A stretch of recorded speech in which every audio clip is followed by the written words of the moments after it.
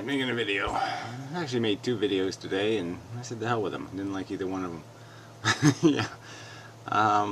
Just for little reasons. You know, one of them was too personal, you know, and the walk and talk. And I did a response video to the Santa Conta video. And yeah, I just didn't, there's, you know, I don't want to get into an argument about the credibility of arguments, I suppose, outside of some agreement that these are going to be rules or something. But there is no agreement. There is no, this is sort of war. And unfortunately, you know, there's not too many rules in war. So people cheat. He's claiming it's a cheat to question the selfish indulgence of people who take a benefit and enjoy it, like say a slave owner, and you would question the self-interest, and then the person owning slaves could say to the person not owning slaves, well, you just don't want to own slaves because you don't have the money to buy them or something, even though they have the money to buy them. You know, so one accusation would have integrity and one would have no integrity, but who wants to measure the integrity of the accusations about the mechanism that leads somebody to their conclusions? But there is a point in the argument, I suppose, right, when the argument is so entrenched where you don't have any more facts to argue. All you have is, well, what's your incentive here? You're saying you acknowledge the existence of evolution, you acknowledge the absence of intelligent design, you acknowledge certain facts about the game we're playing, and yet you'll still claim to defend the game. And you're saying, well, there's got to be a reason. Why would somebody do that? Something that lacks fairness and consent to fundamental ingredients of any kind of equitable, decent interaction. And yet you'll claim still. And so somebody has to question, well, what is the still? What is the thing? What is it that's making you think that something you just analyzed logically to say it's crap, but you somehow know it's not crap? Well, I have to have evidence of that somehow I know. It's like we have arguments with religious people sometimes, and you argue with them enough and you'll find out eventually, yeah, they saw a UFO or something. And you say, oh, okay, well, yeah, I can't argue with your vision of Jesus. Or the coincidence, you know, that you heard a voice in your head and you didn't get on an airplane and the airplane crashed, and therefore there's special magical forces. Well, I can't, you know, yeah, I don't got an argument for your personal experience. The argument from personal interaction with God, I got no argument for. I can explain to you what a coincidence is, but probably isn't going to do any good. So anyway, I think that, you know, if you're going to get into an argument about arguing, it would be at least fair, I think, to point out, you know, be specific in terms of accusations. I mean, it's just a lot of these vague accusations about what kind of accusations are being done. So it's like somebody in the war saying, "Oh, the Germans are cheating," you know, they're pretending to be women, you know, and mermaids. They're pretending to be mermaids. You're not allowed to be a you know, you're not allowed to dress up like a mermaid in war. And maybe only 2 people are doing that, you know, but they're just making a whole accusation about all of the German soldiers, and that's not fair. So, you know, you got to be a little more specific if you're going to make accusations that somebody's done you a wrong, I think.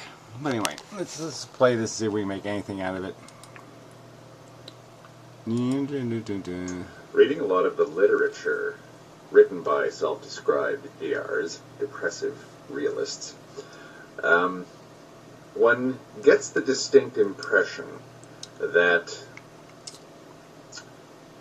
they overcome a lot of the objections of people who don't necessarily subscribe to depressive realism by saying, okay, so that's his premise, that they're getting over an objection. They're not making an affirmative argument in the case of their claims. This is some sort of counterclaim he's claiming. So this is what he's claiming they're making as a counterclaim. Look, it's all very well for you not to be depressed about reality, because from this reality you've done quite well, haven't you? You just choose not to see how everybody else is suffering as a result of it. Okay, so you make an accusation to those who are privileged making the argument.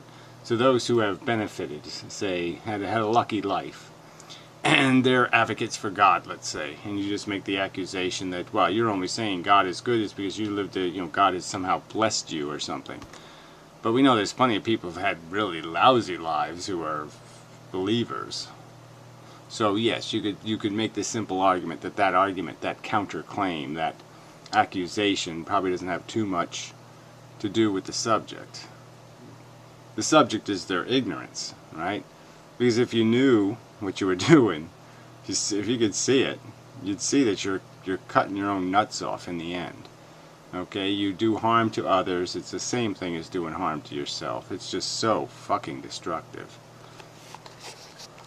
Which is essentially nothing more than a personal attack. And it unfortunately is... Well, I just don't know if that's as simple as it is. Because you are in a war where you're arguing about what is motivating people. And I mean, obviously, even in politics you could argue that there's a lot of people who have advantage through all kinds of bullshit. And they're pointing their finger at the poor and saying, well, pull up your bootstraps, right? And they inherited the money. I mean, it's that kind of ludicrous nonsense is going on. So these accusations to character probably aren't all irrelevant. Some people are for something because they're taking advantage of it personally and they just don't give a fuck about anything else. But I guess that's the more important part of the accusation, is the part where you're claiming they don't give a fuck about anything else. It's essentially the same thing as the person who doesn't have a depressed view of reality pointing to the quote-unquote depressive realist and saying, you're just jealous. Well, I don't think it's the same thing, because, and secondly, I don't think that it's even any way to, it's certainly not a claim that can be argued in terms of, well, here's my evidence that I'm not jealous. Well, I mean, obviously I can't argue about what's in my mind. And the evidence is non-existent in the sense that you're just saying anybody on that side therefore is.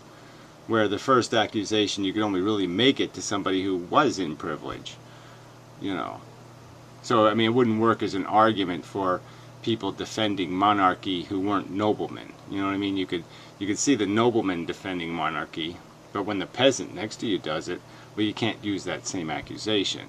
Where, the accusation that, anybody who chooses not to own slaves or something, yeah, you can always just make the accusation, well, yes, but you're not man enough.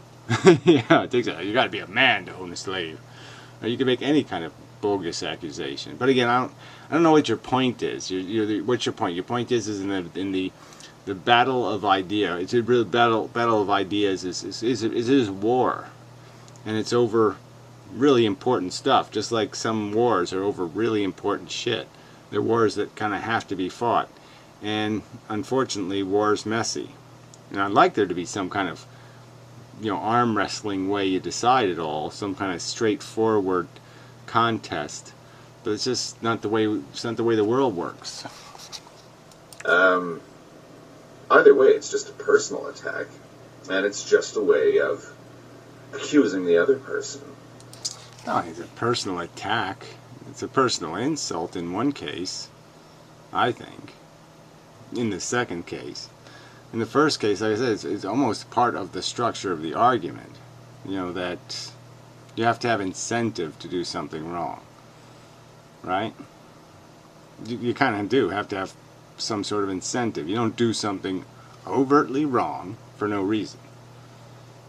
Where somebody stopping somebody from doing something overtly wrong has a reason. The wrong is what they're trying to prevent. So, it is different. I mean, if you're claiming that you're owning slaves or exploiting Chinamen or imposing life because you're rescuing something, well, that would be an argument somebody could listen to and say, okay, I can respect that. But that's not the argument. The argument is that you're basically just a selfish fuck, and it's the truth. Yeah. Of lacking empathy. And Well, who cares? This whole empathy thing. I mean, you want to just keep dealing with. That's the joke here, right? You keep bringing up these emotionally charged words, and then you're going to complain about emotional language in the war. I mean, shit. Shithead. Pooper scooper thyself. I mean, really, you're going to sit there and wallow in these words.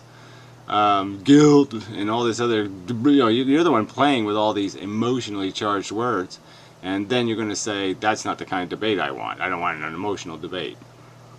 That's really asking for way too much. ultimately, it adds nothing to the debate one way or another. Well, whatever.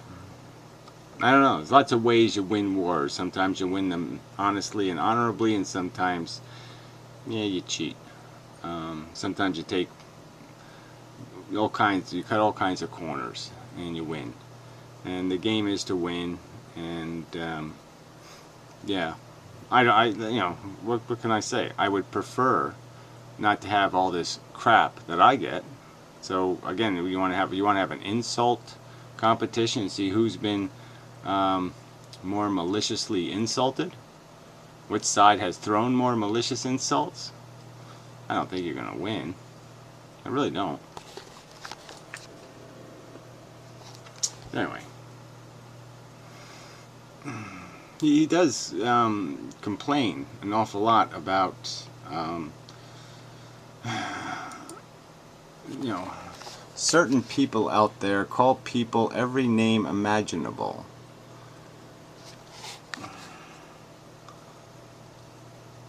Well, again, what by every name imaginable, you mean like unproductive citizen, menace to society?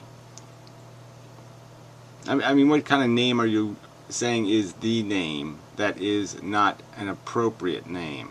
I mean, what do you call gluttonous pig? Is there some other way to describe gluttonous pig except gluttonous pig? I don't think so. Anyway, and engage in every personal attack you can come up with.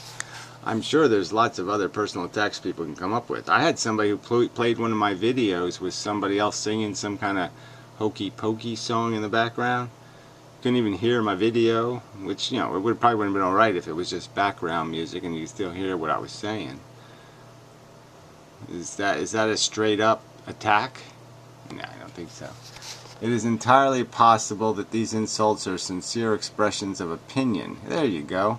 But still doesn't make them any more relevant to the points being raised. Well, I think it does make them relevant because some of them are sincere expressions of doubt regarding veracity and honesty of the conversation.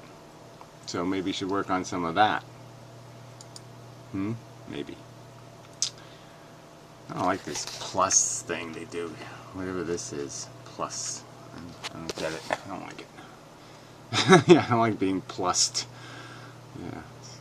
I don't make them anymore. Comments are almost impossible now. The Amendum channel, I broke it off of Google Plus, so now I can't comment on that channel, which is kind of funny. They won't even let you comment on your own YouTube video. But whatever, who cares? It's the world we live in. So anyway,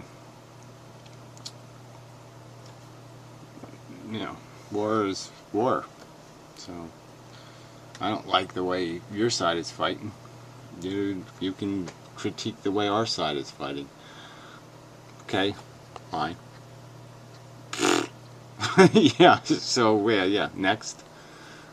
I don't think you got a solution to that problem. I don't think you do. I don't think you're going to tone down the rhetoric of your clan, your side of the cult war. You Borgites. Yeah, that's one of my insults. Borgite. Okay, well, whatever. I don't really think this has anything to do with the subject. Really don't.